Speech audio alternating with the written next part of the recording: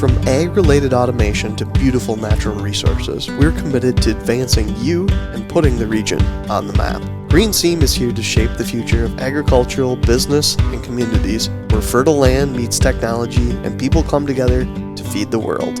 We are GreenSeam. All right, well, welcome back to the GreenSeam podcast. And today we have the man, the mystery, the legend, Mr. Kyle, the grain marketer extraordinaire that's with us today. And we're going to do a little bit of a deep dive on who you are and what makes you tick. So I guess, why don't you take it from here? Tell us a little bit about your backstory and who you are and how'd you get to where you are today? Yeah, I've been in and around agriculture all my life. Grew up working on my grandpa's, my uncle's farm, working on the hog farm mostly, helping loading out hogs and things like that. And that's kind of where my interest in agriculture started. And then from there, went out to SDSU, majored in ag business there. Really liked it out there, fun, good ag school. And so first year, just kind of being from the area, knew who Crystal Valley was and got an internship, agronomy internship with them. And kind of figured out from that, wanted to be a little more on the grain side of things. And so next year I got an internship with ADM up in St. Cloud, doing grain marketing with them. And then final year got an internship with CHS Mankato at the processing plant there, doing similar, buying beans and selling soybean meal. And then after college, went to work for CHS in western Minnesota, being a grain marketer, buying grain from farmers, helping them come up with marketing plans.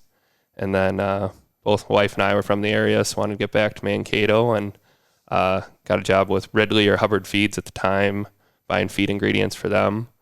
And was there for a year, and then they moved the purchasing down to Kentucky. So I came to Crystal Valley and been here for the last 3.5 years. So, but Crystal Valley was your original internship too? Correct, yep. So basically, you had a little tour of the Midwest and you came back to where you started. Right. Okay, so there must be some strategic advantage for what's happening here if you came back to where you did your first internship. Right, yeah, I thought my first internship went well, really liked the company and stuff, but just also wanted to see what was out there, but always stayed in contact with the people at Crystal Valley. And originally when I was looking for a job after Ridley, and just kind of knew the people there and just emailed them up and all worked out. Very cool. Knock, knock. Remembered me? Yeah, exactly. Right, so. It's your favorite intern here. Right. Can I come back and work for you? Right. So never burn any bridges. It always comes back around. So let's go back, and I want you to pretend just for a second that it's your first day of your internship. And someday that this is the place that you're going to work, right? So my question to you is this, is if you had the knowledge that you have now, having worked in it as a full-blown employee and as a business, because it's a co-op, right? Correct, yep. So you're actually a partial owner in this, right? If you could go back and give that first day intern yourself one piece of advice, what do you tell yourself? I would say just ask questions. People there, want you to learn, but, it's you don't know what you don't know, so you just ask as many questions, and every opportunity that comes your way, just take it. Say yes. Do you want to go try this for a day? Yep, I sure do. And jump on it that way. It seems like people learn a lot. Very cool. When you had this chance to go out and work some of those other internships, is there things that you've brought from that back to your current job? And in particular, what, right? Because somebody always takes something, right? You go do this internship, I got this skill. Oh, I learned this. Oh, I met this person, right? Which things from those other internships have actually directly applied to what you're doing today? So on the grain side, so when I was with ADM and CHS, I was, essentially doing exactly what I am now, only as an intern. So just kind of learning from my supervisors, how to talk with the farmers, different marketing strategies and things like that. One thing kind of what I learned from those other internships or different companies is just the different company cultures and stuff too. Kind of figured out, like I said, I like the co-op values and, opportunities, I guess, locally, where some of those other companies, it's, not always for everybody. So, but other people like it. There's a lot of room for advancement with them. But then it's, like I said, both my wife and I are from the area, so wanted to settle down here. So speak to that about being from the area and some of the opportunities that are right here, right? Pretend that I don't know anything about this area. What do you tell somebody that didn't grow up here, doesn't have deep family roots here, about what the opportunities are within the ag space here?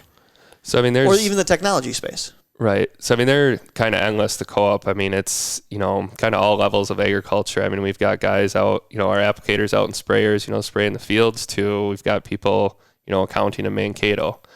And I mean, that's one thing I like about my job is I'm, sitting at the farmer's kitchen table, building the marketing plan one day and, in meetings, figuring out merchandising strategies the next. So it's just a good variety of things, I guess. Very cool. Thinking a little bit about the different strategies, as you've had these different experiences with different organizations and internship programs, you had the grain side with CHS and the Hubbard, and now back to Crystal Valley.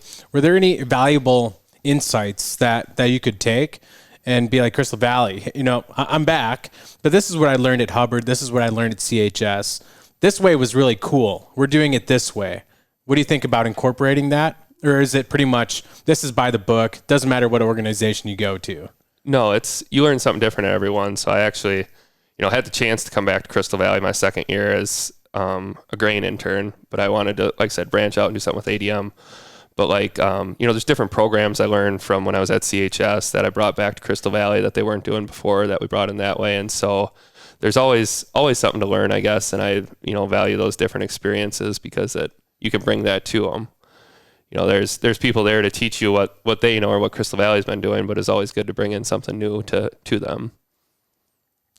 One thing that we know about them is there's some level of family and work-life balance. Mm-hmm. Do you feel like they do it well? Do they do it middle of the road? Is that an advantage or disadvantage to kind of this area? Yeah, I mean, it's, in agriculture, that's a struggle, I guess, that, everybody knows that. And I think that's where, when you grow up with it, you have the passion for it. That's how it is. I mean, when it's fall or spring, it's, it's long hours. We're all used to it. I mean, I grew up doing it. You'd go to school and head out and go get in the grain cart or the stock chopper or whatever it was. But it's, like I said, it's just all on the time of year and you're kind of prepared for it. And in grain, it's especially my job, it's, the fall we're busy, trucks coming in and stuff, doing things like that. And the winter time, it's a lot more, meeting with farmers, building a marketing plan when they're not quite as busy. And then, we kind of get to the summer rush. Usually for us, we're a lot busier dumping trucks in the summer. And then usually that's when the markets start getting a little crazier in the summertime as well. Crazy. I love it. I love it. I love it. Any other questions? I'm kind of more curious because you've mentioned twice about this marketing plan part of this. Yep. Flesh that out for somebody that doesn't really understand it.